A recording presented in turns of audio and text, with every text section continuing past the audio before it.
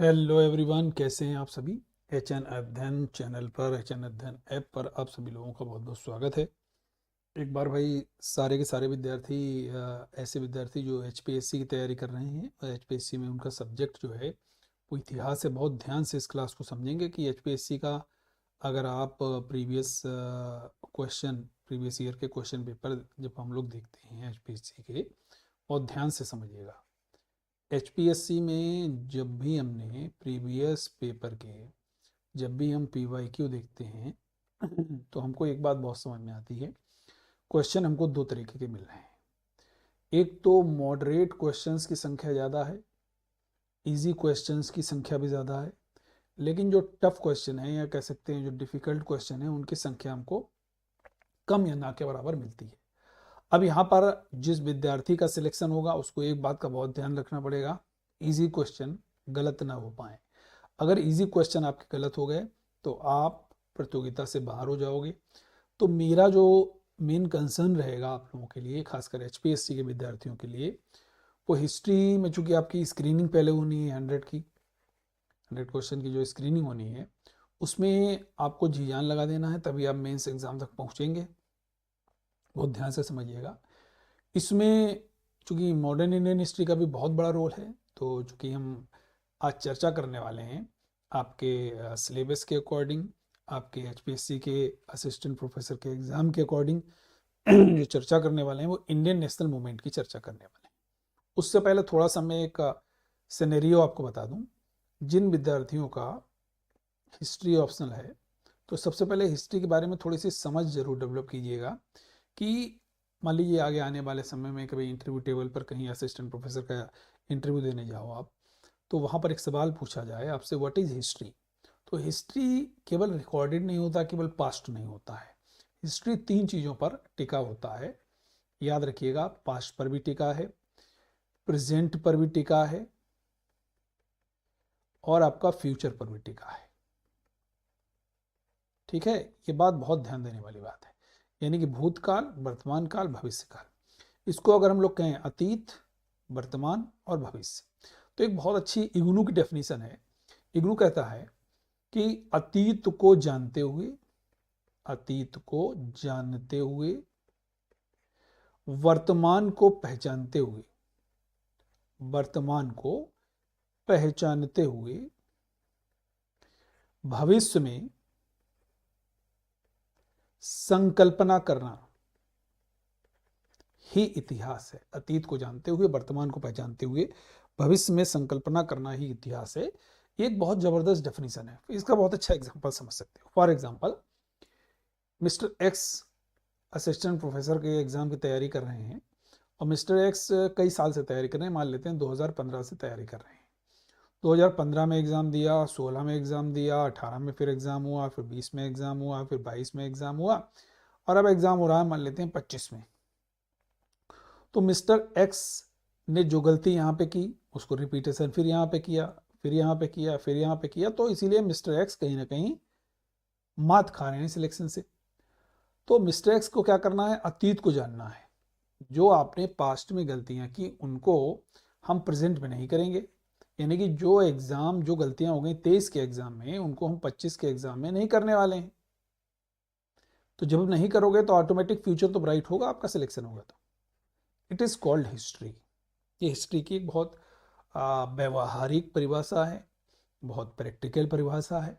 ऐसा सब लोग, आप लोग बता सकते हो, बहुत ही उम्दा डेफिनेशन है। ठीक है।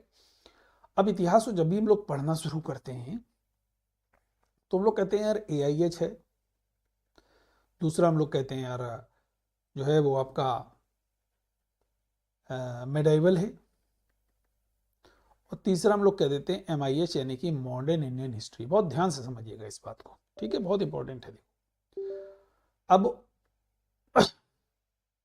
प्राचीन भारत है, मध्यकालीन भारत है, और आधुनिक भारत है। थोड़ा सा बहुत विस्तार से समझने की कोशिश कीजिएगा। जो प्राचीन भारत है, प्राचीन भारत का बारे में जो कुछ भी जानकारी है वो हमको अभिलेखों से मिलती है, हमको ताम्रपत्रों में से मिलती है, हमको चित्रकारी से मिलती है, हमको मृण मूर्तियों से मिलती है। यानी कि यहाँ पर भी जो इतिहास है वो बट जाता है। उनका एक आ गया भाई प्राक हड़प्पा, एक वर्ड आप लोग पढ़ते हैं ना प्राक हड़प्पा। ये जो प्राक हड़प्पा जो वर्ड है ये बिफोर द हड़प्पा, इसको बोलते हैं pre history, before the Harappa, ठीक है ना, इसको प्री हिस्ट्री बोलते हैं। ये सब कुछ आपका किसके ऊपर है, सारी की सारी चीजें जो है वो कहीं ना कहीं बेसिकली यहाँ पर this history is based totally on evidences, सब कुछ साक्ष्यों के ऊपर है भाई। जो कुछ हमें मिला उन्होंने कहा कि भाई सती प्रथा के बारे में हमको जानकारी कहाँ से मिलती है, तो कहा भानुगुप्त का 510 एडी का जो अभिलेख है वो मध्य प्रदेश के सागर डिस्ट्रिक्ट के से प्राप्त हुआ है, एरड़ का अभिलेख। ठीक है, तो हमने एक सती प्रथा के बारे में जानकारी कर ली, ठीक है ना। ये हमने कहा कि भाई हड़प्पा सभ्यता में क्या ट्रेड होता था, क्या इंटरनेशनल ट्रेड होता था, नेशनल ट्रेड होता था। तो हमने जानकारी की कि भाई वहाँ पर लोथल में एक डॉकयार्ड मिला है। तो जब डॉकयार्ड मिला है इट मीन्स या तो इंडस वैली सिविलाइजेशन का रॉ मटेरियल या रेडीमेड मटेरियल इंटरनेशनल मार्केट में जाता होगा, या इंटरनेशनल मार्केट का रेडीमेड मटेरियल या raw material Indus Valley Civilization में आता होगा। यानी कि हम लोग कह सकते हैं कि ये पूरी की पूरी आपकी ये पूरा का पूरा जो प्राचीन भारत का इतिहास है लगभग आपका ये एविडेंसेस के ऊपर है। ये एविडेंसेस कुछ भी हो सकता है, अभिलेख भी हो सकता है, चित्रकला भी हो सकती है, मृण मूर्तियां भी कह सकती हैं। ये सारी की सारी चीज़ें हमको प्राचीन भारत के इतिहास के दौरान मिलती हैं। अब थोड़ा सा समझने की कोशिश कीजिएगा, मैं तीनों को जोड़ दूंगा, यही आज की क्लास में मेरा बताने का मकसद है। बाकी टॉपिक तो हम लोग खैर करेंगे ही, बहुत ध्यान से समझिएगा बात, ठीक है। आगे बढ़ते हैं, बहुत ध्यान से समझिएगा ताकि आपको और बहुत बेहतर तरीके से समझ में आएगा। देखिए ऐसा समझिए, तो खैर आप लोगों को मिलेगा ही। ऐसे समझिए कि मानव पहले क्या है, मानव पहले आदि मानव रूप में है। अच्छा आदि मानव क्या है, क्या वो बंदर है? नहीं, ऐसे कह सकते हो कि हाफ उसमें मानव के गुण हैं और हाफ उसमें बंदर के गुण हैं, तुम लोग कह सकते हैं वो आदि मानव हो गया। ये कुछ आदि मानव जो हैं एक टीले के ऊपर बैठे हैं, पहाड़ जैसी ऊंची आकृति है, वहां पर खेल खेल रहे हैं, खेल खेल रहे हैं। पत्थर हैं बहुत सारे वहां पर रखे, तो एक पत्थर जो है वो लुढ़कता फुढ़कता आता है, नीचे और भी बहुत सारे पत्थर हैं, वो सारे सूखे पत्ते और घास फूस हैं सूखे, यहाँ पर आकर के दूसरे पत्थर से टकराता है, चिंगारी होती है, निकलती है और इन सूखे पत्तों में आग लग जाती है। अभी तक मानव कैसा है, ये अनसिविलाइज्ड है, असभ्य है, बर्बर है, जंगलों में रहता है, कच्चा मांस खाता है, कंदमूल फल खाता है।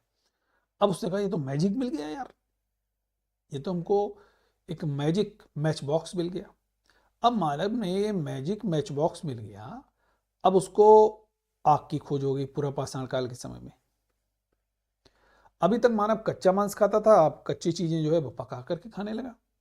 धीरे धीरे मानव का विकास होता रहता है और फिर हम नवपाषाण काल में एक चीज पाते हैं कि मानव कुम्हार के चाक का जो प्रयोग होता है उससे बर्तन बनाने की, मिट्टी के जो बर्तन हैं उसकी तकनीक आ जाती है।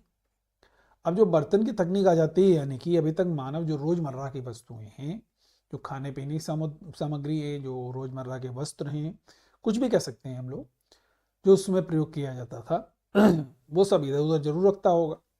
अब उसके पास बर्तन आ गए भाई, तो उसमें रखने लगा। तो यानी कि धीरे धीरे से विकास हो रहा है। जब आप एनसीईआरटी पढ़ते हो तो देखते हो 4 पैर से चल रहा है, फिर उसने कहा थोड़ा सा उठ गया, फिर उसके बाद में थोड़ा सा और खड़ा हुआ, फिर एकदम स्ट्रेट हो गया। तो ये डेवलपमेंट को दर्शाता है।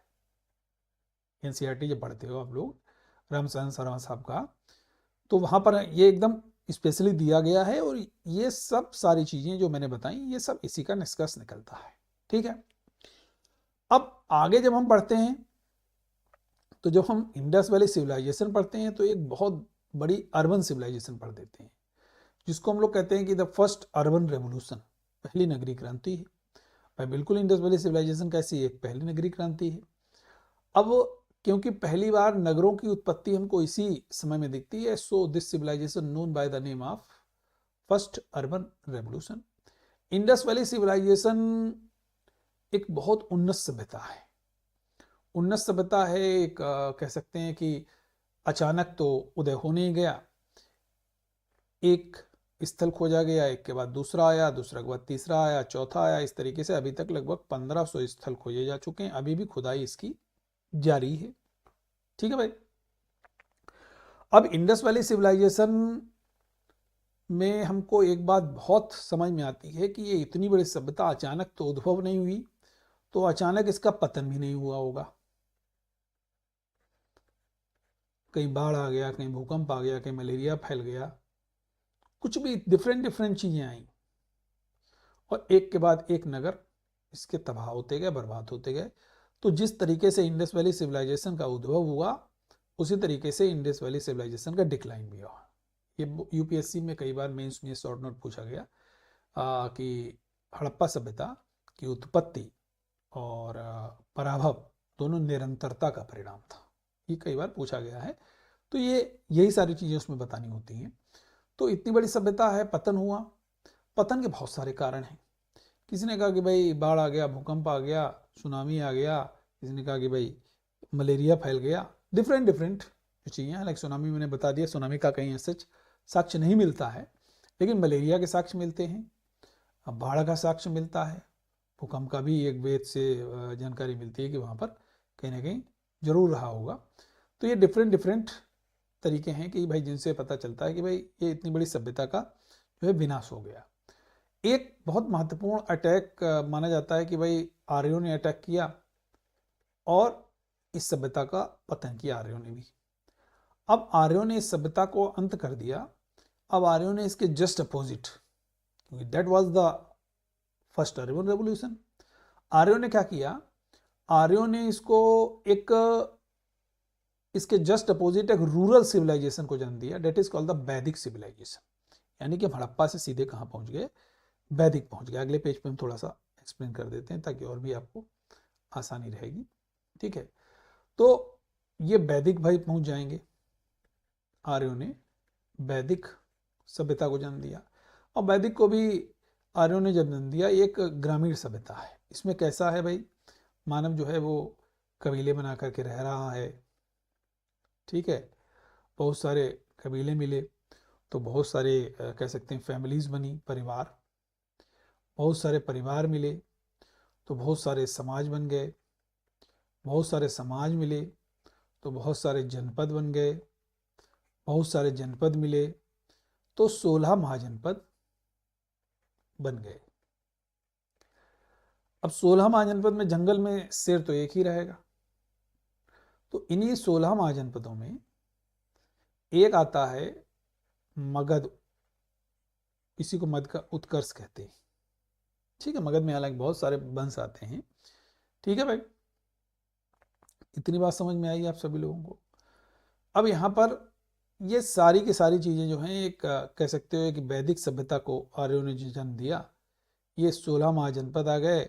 16 महाजनपद का उल्लेख हम लोग जानते हैं कि जो बुद्धिस्ट टेक्स्ट है अंगुत्तर निकाय उसमें मिलता है, एक जैन टेक्स्ट भी है भगवती चरण सूत्र उसमें भी मिलता है। हालांकि बुद्धिस्ट टेक्स्ट जो अंगुत्तर निकाय उसका ज़्यादा मेंशन मिलता है हमको, कि वहाँ पर वह 16 महाजनपदों का वर्णन मिलता है। ठीक है, इतनी बात समझ में आई। इसी मगध में एक वंश है जिसको हम लोग कह सकते हैं, जिसका नाम है नंद वंश। जिसका क्या नाम है, नंद वंश। इस नंद वंश का संस्थापक है महापद्म नंद और इसका अंतिम जो शासक है नंद वंश का अंतिम जो शासक है इसका नाम है धनानंद। धनानंद के यहाँ एक आचार्य हैं जिनका नाम है चाणक्य। वास्तविक नाम है इनका विष्णुगुप्त। एक अन्य नाम है कौटिल्य। और चाणक्य इसलिए कहा जाता है, चाणक्य उनके पिता का नाम था, कौटिल्य इसलिए कहा जाता है, कुटिल नीति से विख्यात हुए। अब विष्णुगुप्त उनका वास्तविक नाम था। यज्ञशाला से एक दिन अपमानित करके धनानंद ने चाणक्य को निकाल दिया। चाणक्य ने अपनी शिखा में लगी गांठ को खोल दिया और कहा कि मैं ये गांठ उसी दिन लगाऊंगा जिस दिन मैं नंद वंश को समूल नष्ट कर दूंगा। अब चाणक्य साहब ये कह करके तो चले गए। नंद वंश को समाप्त करना बड़ा आसान तो है नहीं। अब चाणक्य साहब, एक कहानी है, चाणक्य साहब एक रास्ते से गुजर रहे होते हैं। वहां पर कुछ बच्चे जंगल में एक खेल खेल रहे होते हैं, उसको बोलते हैं राजकीलम। बहुत ध्यान से समझिएगा, राजकीलम एक खेल खेल रहे होते हैं। जो राजकीलम खेल खेल रहे होते हैं, इसमें एक बच्चा ईंटों का सिंहासन बना करके राजा बना हुआ है, बाकी सारे बच्चे उसके चारों ओर घूम रहे हैं, कह रहे हैं राजा की जय हो, राजा की जय हो। चाणक्य ने जब देखा तो कहा कि तुम कौन हो? तो वो कहता है मैं इस हिंदुस्तान का सम्राट हूँ। यही बालक चाणक्य शिक्षित दीक्षित करते हैं, और यही बालक आगे चल करके चंद्रगुप्त मौर्य बनता है। यानी कि चाणक्य को चंद्रगुप्त मौर्य नाम की एक तलवार मिल गई, या कहें एक बंदूक मिल गई, क्योंकि चाणक्य का मकसद क्या है? नंदवंश को समूल नष्ट करना। अब चाणक्य और चंद्रगुप्त ने कई बार कोशिश की कि मैं नंदवंश को समाप्त कर दिया है, लेकिन नंदवंश तो बहुत शक्तिशाली उस समय तक हो चुका था। अब जब कोई रास्ता नहीं मिला तो फिर एक कहानी आती है सामने। एक बार एक चाणक्य साहब जो हैं, एक गली से गुजर रहे होते हैं। वहाँ एक माई जो है अपने बच्चे को रोटी खिला रही होती है, और माई जब रोटी लेकर के आती है तो बच्चा उसका रोटी फाड़ता है तो उसका हाथ जल जाता है, गर्म रोटी होती है। तो माई कहती है तुम भी बेटा वही गलती कर रहे हो जो चंद्रगुप्त मौर्य और चाणक्य गलती कर रहे हैं। रोटी को किनारे से फाड़ो तो हाथ नहीं जलेगा। और चाणक्य उस गली से गुजर रहा होता है तो ये बात सुन लेता है। चाणक्य समझ जाता है माई क्या कहना चाह रही है, माई कहना चाह रही है। वो अर्थ निकालता है कि अगर नंद वंश को समाप्त करना है तो उसके आर्थिक स्रोतों पर प्रहार करो। जहां से उसके अस्त्र शस्त्र आ रहे हैं, जहां से सेना की रसद सामग्री आ रही है, इन सभी ठिकानों को निशाना बनाया, आर्थिक रूप से नंद वंश को पंगु किया। फिर उसके बाद में मौर्य वंश की स्थापना हुई, और चंद्रगुप्त मौर्य, यही जो बालक था चंद्रगुप्त मौर्य के नाम से मौर्य वंश का संस्थापक बनता है। मौर्य वंश बहुत अच्छा चलता रहता है। उसके बाद में एक मौर्योत्तर काल आता है। मौर्योत्तर काल के बाद में एक सुनहरा काल, या कह सकते हो गोल्डन एज आता है, जिसको गुप्त काल कहते हैं। गुप्त भी वह चलता रहता है जिसमें चंद्रगुप्त द्वितीय महान राजा हुए हैं, समुद्रगुप्त महान राजा हुए हैं, कुमारगुप्त महान राजा हुए हैं, ये सारे के सारे राजा हुए हैं। अब इनके बाद में जब गुप्त समाप्त हुए तो फिर समस्या आई, अब कौन गद्दी पर बैठेगा? तो गुप्तोत्तर काल में हर्ष आते हैं, पुष्यभूत वंश जिसको हम लोग कहते हैं, हर्षवर्धन, जिन्होंने 606 से लेकर के 647 तक शासन किया है। अब हर्ष के समाप्त होने के बाद में फिर समस्या आती है। तो यहाँ पर विदेशी आक्रमणकारी यहाँ पर अपनी निगाह भारत के ऊपर करते हैं। मोहम्मद बिन कासिम है, महमूद गजनवी वगैरह हैं, ये मुस्लिम जितने भी कह सकते हो जो आक्रमणकारी हैं भारी ये सब यहाँ पर आक्रमण करते हैं। सॉरी भाई, थोड़ा सा खांसी है यार ज्यादा। ठीक है, तो इतनी बात समझ में आ गई। उसके बाद में कि भाई ये जो हैं महमूद गजनवी, मोहम्मद गौरी, ये सारे के सारे आक्रमणकारी जो हैं अब गौरी यहां पर रुक जाता है, लाहौर को केंद्र बनाता है। लाहौर को केंद्र बनाता है, यहीं से पूरा नियंत्रण करने लगता है। गौरी की जब मृत्यु होती है तो गौरी की मृत्यु के बाद गौरी के बहुत सारे दास हुआ करते थे। वो कहता था मेरे एक नहीं मेरे 1000 बेटे। 1000 बेटे मतलब वो दासूस था। उसके कुछ परंपरी दास थे जिसमें कुतुबुद्दीन ऐबक, ताजुद्दीन अलदौज, नसरुद्दीन को बादशाह आदि थे। गौरी के बाद में जो है वो ऐबक उत्तराधिकारी बनता है गौरी का, और ये दिल्ली सल्तनत की स्थापना करता है। यहीं से हम लोग एंटर कर देते हैं पूरी तरीके से मेडाइवल इंडिया में। समझने की कोशिश करिएगा, यहाँ पर एंशिएंट इंडिया पूरी तरीके से समाप्त, ये मेडाइवल इंडिया में आ गए। और मेडाइवल इंडिया की जब भी हम लोग बातचीत करेंगे तो इसको दो पार्ट में बांट देते हैं। एक कहते हैं दिल्ली सल्तनत, दूसरा कहते हैं मुगल एम्पायर। इतनी बात समझ में आ गई? आगे बढ़ते हैं थोड़ा सा और साफ रहेगा यहाँ पर। तो जब हमने कहा कि भाई मेडाइवल इंडिया जो है, जो आपकी मेडाइवल इंडिया है, ये हमने कहा एक तो दिल्ली सल्तनत और दूसरा मुगल एम्पायर। ठीक है, दिल्ली सल्तनत में 5 वंश हैं, गुलाम है, खिलजी है, तुगलक है, सैयद है और लोदी है। ठीक है, याद रहेगा। जिसमें तुगलक ने सबसे लंबे समय तक शासन किया, 94 साल तक। खिलजी ने सबसे कम समय तक शासन किया, केवल 30 साल तक, 1290 से 1320। ठीक है, याद रहेगा। फिर इसके बाद में मुगल एम्पायर आता है, जिसमें बाबर है, हुमायूं है, अकबर है, जहांगीर है, शाहजहां है, औरंगजेब है। हुमायूं के समय में थोड़ा सा एक अफगान शासक भी आ जाता है, शेर शाह, जो कि 1540 से 45 तक शेर शाह शासन करता है और 1545 से लेकर के 55 तक शेर शाह के उत्तराधिकारी शासन करते हैं। ठीक है, तो ये in the time of Humayun ये अफगान का एक 1540 से जो after the battle of Bilgram, battle of Kannauj से लेकर के 1555 तक बैटल ऑफ सरहिंद तक ये अफगान शासक शासन करते हैं। हुमायूं सरहिंद के बाद में फिर से वापसी करता है, राजा बनता है। हालांकि वो कुछ समय तक ही जीवित रहता है और पुस्तकालय की सीढ़ियों से गिर करके उसकी डेथ हो जाती है। इसीलिए लेनपुल कहता भी है हुमायूं जीवन भर लड़खड़ाता रहा और लड़खड़ाते हुए ही उसने अपनी जान दे दी। ठीक है, फिर यहाँ पर बाबर, हुमायूं, अकबर, जहांगीर, शाहजहां, औरंगजेब। औरंगजेब के बाद में भी मुगल पूरी तरीके से खत्म नहीं होते हैं, लेटर मुगल्स आ जाते हैं। भाई इनकी नेक्स्ट जनरेशन है, इन लोगों ने तो पैसा खूब कमाया है और ये केवल उड़ाने वाले लोग हैं, कुछ इनका अचीवमेंट नहीं है। इसमें बहादुर शाह है, जहांदार शाह है, फरूख सियर है, रफ़ीउद्दौला है, रफ़ीउद्दर्जात है, मोहम्मद शाह रंगीला है, शाह आलम है, अकबर सेकेंड है, आलमगीर है, बहादुर शाह जफर हैं, ये सारे के सारे लोग आते हैं।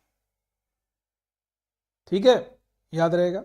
तो ये पूरा आपका यहाँ पर जो कह सकते हो मिडाइवल इंडिया, ये पूरा यहाँ अब तक हम लोग कह सकते हैं खत्म हो जाता है।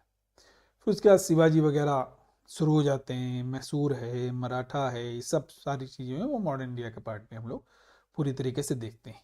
इतनी बात सबको इतिहास में समझ में आ गई होगी। ठीक है, अब सबसे महत्वपूर्ण बात एक समझिएगा, क्योंकि जब मॉडर्न इंडियन हिस्ट्री पढ़ते हो, यानी कि जब हम लोग MIH मॉडर्न इंडियन हिस्ट्री पढ़ते हैं, इसमें एक बड़ा इंपॉर्टेंट है Indian national movement.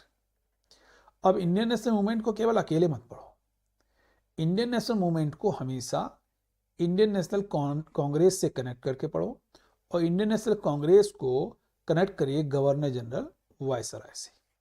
For example, बहुत ध्यान से समझिएगा, सवाल बनाया कि भाई इंडियन नेशनल मूवमेंट में क्विट इंडिया मूवमेंट हुआ 1942 में, पूछेगा who was the viceroy at the time of quit India movement? The correct answer will be Lord Linlithgow. पूछ दिया गया in the time of 1905, that is the date of partition of Bengal, who was the president of Indian National Congress? बात समझते रहिएगा मेरी, ठीक है ना। तो जब भी आप पढ़ेंगे तो इन तीनों को लेकर के पढ़ेंगे, क्योंकि इंडियन नेशनल मूवमेंट जो है हमारा वो 3 पार्ट में बांट के पढ़ेंगे। पहला फेज कहते हैं जब कांग्रेस की स्थापना हुई 1885 से, जब बंगाल का विभाजन हुआ 1905 तक। दूसरा जो है वो 1905 से लेकर के 1919 तक, और जो तीसरा है वो 1919 से लेकर के 1947 जब भारत आजाद हो गया। ठीक है ना, देखो यहां पर समझिएगा, पहला ब्रेक आप देखिए, partition of Bengal 16 October 1905 by Lord Curzon, but the partition of Bengal was declared, announcement date is 19th of July 1905, but the implemented date was the 16th of October 1905. Second यहाँ पर देखिए break, in 1919 is most important date, खिलाफत movement was on 1919, Jallianwala Bagh massacre on 1919, Rowlatt act was on 1919। तो दूसरा break. तीसरा हम लोग कह सकते हैं भाई 1947 जो हमारा भारत आजाद हो गया। ठीक है ना, तो ये हमारी पूरी रणनीति रहेगी आपको पढ़ाने की, चाहे एंशिएंट इंडियन हिस्ट्री पढ़ोगे, चाहे मिडाइवल इंडियन हिस्ट्री पढ़ोगे, पूरा का पूरा आप लोगों को इसी तरीके से पढ़ाने वाला हूं मैं। तो मैंने ये क्लास HPSC के लिहाज से बनाई है खासकर, और HPSC वाले विद्यार्थी खासकर, और अगर कोई नेट की तैयारी कर रहा है तो नेट वाले भैया भी हमारे साथ जुड़ सकते हैं, PGT वाले भी भैया जुड़ सकते हैं, खासकर जो HPSC वाले हैं। अभी देखिए बहुत कम प्राइस में आपको इनरोलमेंट भी मिल रहा है, तो इनरोलमेंट करके फटाफट जुड़िए। और देखिए डिस्काउंट के लिए आपको कोड का प्रयोग करना है AB10। मैं आपका AB सर मेरा नाम है, इतिहास आपको पढ़ाता हूँ और GS का पार्ट भी पढ़ाता हूँ। तो आप सारे लोग जल्दी से इनरोलमेंट कीजिए, HPSC का बैच स्टार्ट करते हैं, दम लगा के स्क्रीनिंग पास करते हैं, फिर मेंस में मुलाकात करेंगे आंसर राइटिंग के साथ। ठीक है, थैंक यू एवरीवन, जय हिंद। सेशन को शेयर करिएगा अधिक से अधिक और इनरोलमेंट अधिक से अधिक करिएगा। थैंक यू एवरीवन, जय हिंद।